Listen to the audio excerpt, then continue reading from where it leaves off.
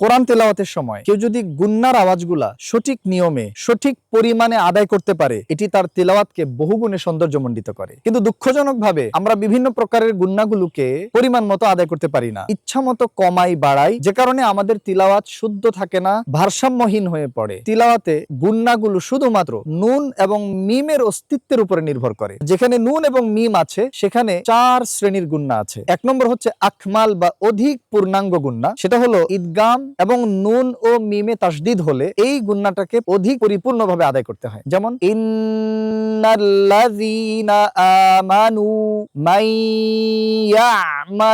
2 নম্বর হচ্ছে কামিল, তার থেকে কিছুটা কম পরিমাণে আদায় করতে হয়, সেটা হলো ইখফার গুন্না, নুন সাকিন অথবা মিম সাকিনের ইখফা। এই 2 ধরনের ইখফার আওয়াজটা পরিমাণের দিক থেকে প্রথম স্তরের সামান্য কম, যেমন ইন কুনতুম।